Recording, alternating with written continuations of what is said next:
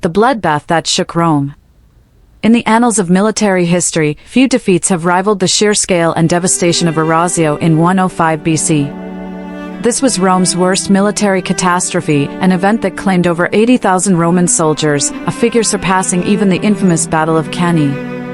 Yet, while Hannibal's triumph at Cannae is etched into collective memory, Arausio remains a shadowy footnote, overshadowed by more famous conflicts.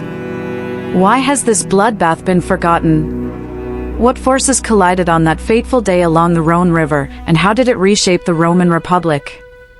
As we delve into this overlooked chapter, prepare to uncover a story of arrogance, miscalculation, and the fragility of empire, a tale that holds lessons still relevant today. The rise of Rome and the threat from the north. To understand the significance of Arausio, one must first grasp the geopolitical landscape of the late 2nd century BC.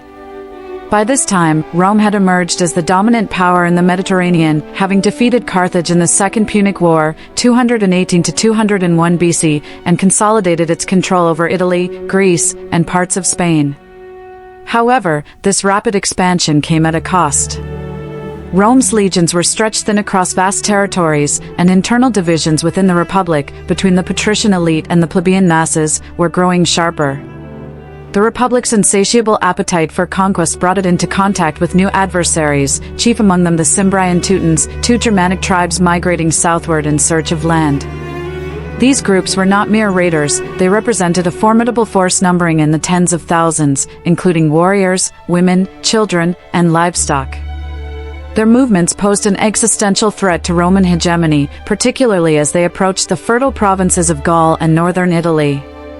Roman leaders viewed these tribes through a lens of fear and contempt, dismissing them as barbarians incapable of organized warfare. This hubris would prove disastrous. The Senate, preoccupied with political infighting, failed to mount a coherent response. Instead, rival generals vied for command, each seeking personal glory rather than strategic unity. Among them was Quintus Servilius Scipio, a patrician known for his arrogance, and Gnaeus Mallius Maximus, a novus homo, new man, whose rise to consulship rankled the aristocracy. Their mutual animosity would play a pivotal role in the events to come. Meanwhile, the Cimbri and Teutones continued their relentless march, clashing with Roman forces in battles such as Noriae, 113 BC, and Arausio's precursor, Burdigala, modern-day Bordeaux. These engagements revealed the tribe's tactical sophistication and ferocity, but Rome remained complacent, underestimating the scale of the danger. By 105 BC, the stage was set for a confrontation that would test the limits of Roman resilience and expose its vulnerabilities like never before. The Battle of Arausio. The site of Arausio, located near modern-day Orange in southern France, lay along the banks of the Rhone River, a natural choke point where geography could dictate strategy. For the Romans, defending this position was critical, as it guarded access to the rich province of Narbonese Gaul and served as a gateway to Italy itself. Unfortunately, the deployment of Roman forces reflected neither cohesion nor foresight. Two armies, totaling approximately 80,000 men, were stationed nearby, one led by Quintus Servilius Scipio and the other by Gnaeus Mallius Maximus. Despite their overwhelming numerical superiority, discord between the commanders rendered effective coordination impossible. Scipio, commanding the veteran legions, viewed himself as the superior general and refused to cooperate with Maximus, whom he saw as an upstart unworthy of respect. This rivalry extended beyond petty squabbles, it translated into tangible failures of communication and planning. While Scipio's forces camped on the western bank of the Rhone, Maximus's army remained on the eastern side, separated not only by distance but also by mutual distrust.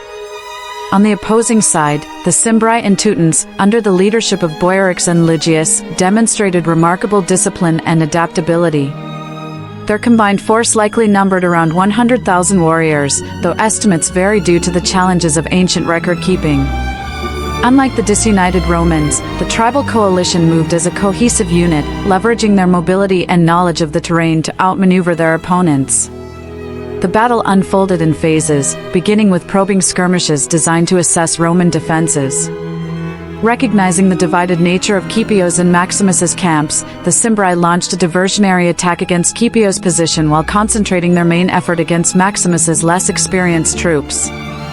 Caught off guard and unable to call upon reinforcements from Scipio, Maximus's army crumbled under the relentless assault. Panic spread quickly, turning retreat into rout as soldiers fled toward the river. Seeing the chaos engulfing Maximus's forces, Scipio attempted to intervene, but his own line soon buckled under the weight of the Cimbri advance. Trapped between the advancing enemy and the Rhone, thousands of Roman soldiers drowned in their desperation to escape. Those who stood their ground met a grim fate, overwhelmed by the sheer numbers and ferocity of the tribal warriors. By the end of the day, both Roman armies had been annihilated, leaving behind a field littered with corpses and abandoned equipment. The loss of life, estimated at over 80,000 men, was unprecedented, eclipsing even the carnage of Cannae. More devastating still was the psychological blow dealt to Rome, which now faced the prospect of an unstoppable barbarian horde descending upon its heartland. Key decisions and consequences. The catastrophic outcome of Arausio stemmed largely from decisions made, or not made, by key figures involved in the conflict. At the forefront was the toxic relationship between Quintus Servilius Scipio and Gnaeus Mallius Maximus. Their refusal to collaborate effectively ensured that what should have been a unified defensive effort devolved into disjointed resistance. Scipio's insistence on maintaining strict hierarchy and denying Maximus any meaningful input exemplified the broader dysfunction within the Roman military command structure during this period. Equally damning were the logistical missteps leading up to the battle. Both armies arrived at Arausio without sufficient supplies or reconnaissance, relying instead on assumptions about enemy capabilities. This lack of preparation left them ill-equipped to respond to the Cimbri's innovative tactics, which included feigned withdrawals and flanking maneuvers designed to exploit Roman disarray. Furthermore, the decision to split the forces across the Rhone River compounded these errors, creating unnecessary vulnerabilities that the Cimbri exploited ruthlessly. For Rome, the consequences of Arausio reverberated far beyond the battlefield. The staggering loss of manpower, the largest in Roman history, left the Republic dangerously exposed, forcing it to rely heavily on hastily recruited replacements and foreign allies.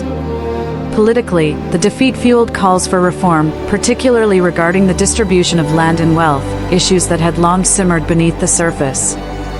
Figures like Gaius Marius, who would later emerge as a revolutionary military leader, capitalized on public outrage to push through sweeping changes to the Roman army, transforming it from a citizen militia into a professional fighting force loyal to individual generals rather than the state.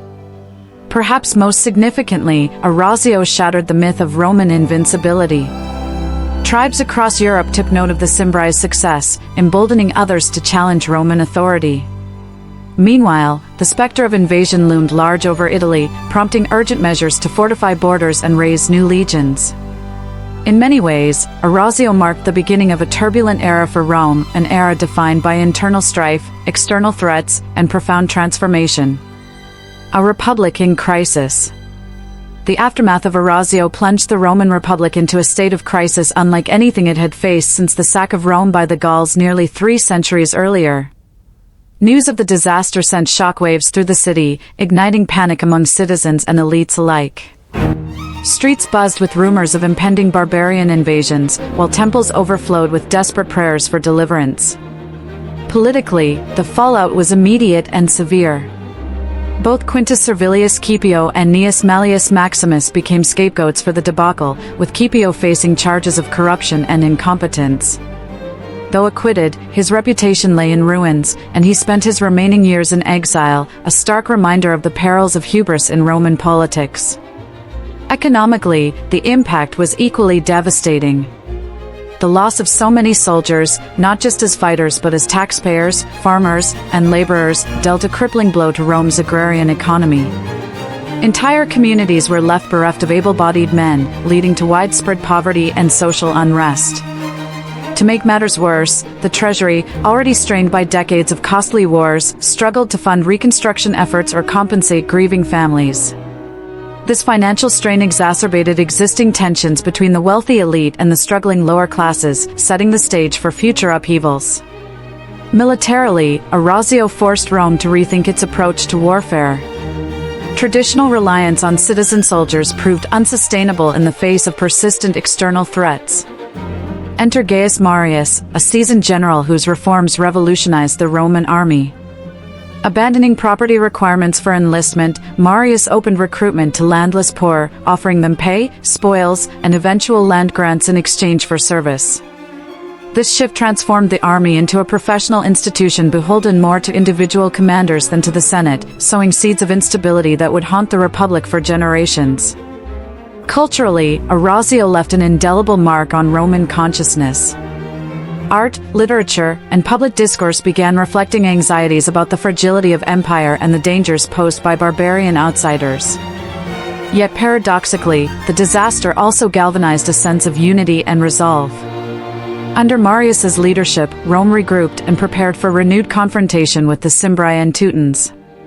When these tribes finally met Roman forces again at Aquae Sextiae 102 BC and Vercelli 101 BC, the outcome was decisively different.